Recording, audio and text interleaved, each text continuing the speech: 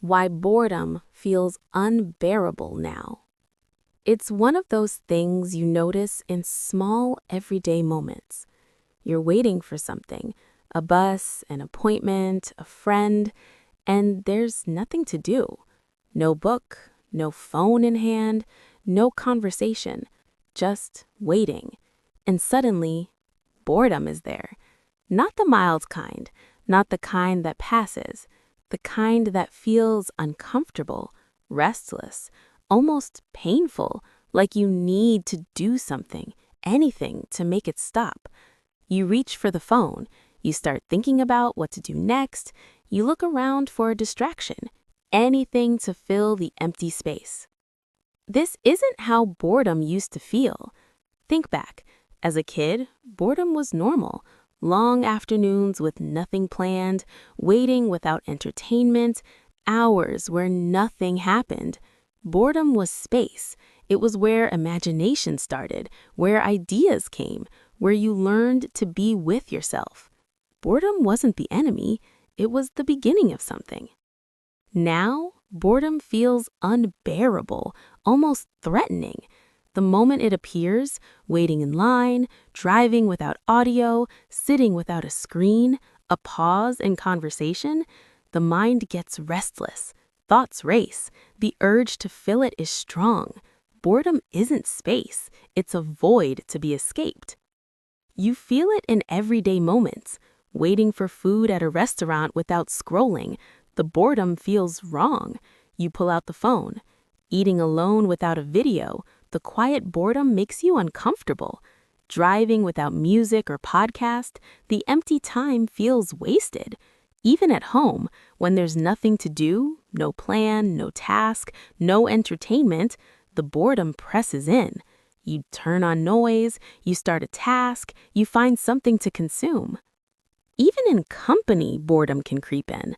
A conversation lulls, a pause lasts too long, and instead of comfortable quiet, it feels awkward. Someone fills it with small talk or checks their phone. The tolerance for empty moments, together or alone, has thinned out. This isn't about being impatient or having a short attention span by nature. It's not about age or personality in a simple way. Many people who feel this way are patient in other areas, capable of long tasks when engaged, but the comfort with boredom, being in empty time without needing to escape it, has faded. The ability to let the mind wander without immediate stimulation has weakened. The modern world created this. It didn't happen by accident. Boredom became unbearable because the environment is designed to eliminate it. From the moment you wake up, the day is filled with things to keep the mind occupied. The phone is there with notifications, messages, feeds. The mind starts reacting before boredom can even appear. Breakfast with a screen or podcast, commute with audio, work with constant pings and tasks, breaks with quick distractions, leisure with streaming, scrolling, gaming. Even sleep is often preceded by scrolling or audio to avoid the boredom of lying in bed with thoughts. In this constant stimulation, boredom is the exception, and exceptions feel wrong when they become unfamiliar. The mind is trained to expect input, to expect something to react to expect entertainment or productivity. So when nothing is there, it feels like something is missing, like danger, like waste. The nervous system stays alert, scanning for the next thing. This training reshapes how you experience everything. Moments that should feel peaceful become restless. Empty time becomes something to fill rather than embrace. Even sleep is preceded by stimulation to avoid the boredom of lying in bed with thoughts. The mind is rarely allowed to be in boredom long enough to remember what boredom feels like. Many people describe this as, I can't do nothing, or I need something in the background, or boredom makes me anxious. But what they're really saying is deeper. Boredom has become unbearable, and discomfort is avoided at all costs. So the cycle continues. More input, more stimulation, less space, less recovery, more restlessness that no amount of activity seems to fix. The cost is quiet but deep. Creativity needs boredom to emerge, space where ideas can form without interruption. Insight needs time and empty moments to surface. Emotions need boredom to be felt fully, rather than distracted away. When boredom is avoided, these things become harder. Thoughts stay shallow, feelings stay unresolved, life feels busy but strangely hollow. Relationships feel the impact too. Deep connection requires moments of boredom, time together without constant entertainment or activity, but constant stimulation makes boredom rare. The depth in relationships suffers when there's no space to just be. Even physical health is affected. The nervous system, never allowed to fully rest in boredom, stays in mild activation.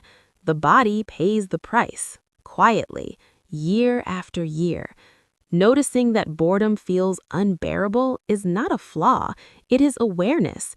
It is the mind signaling that its natural rhythm has been disrupted, that the constant stimulation it has adapted to is not the same as peace, that something essential, the ability to be in empty time, has been traded away.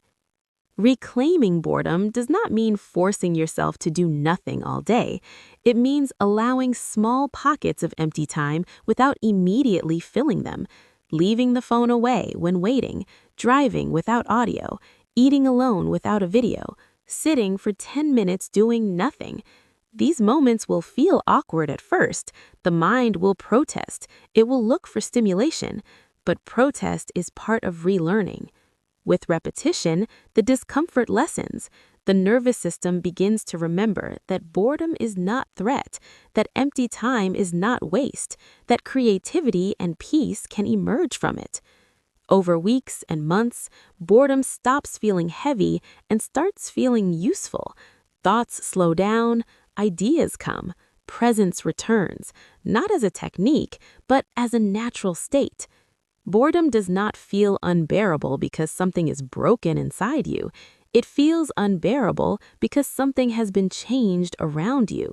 The world has become louder, faster, more filled with input at every moment, and your mind has adapted to survive in that world. But adaptation is not the same as thriving, and noticing the difference is where change begins. You do not need to eliminate all stimulation.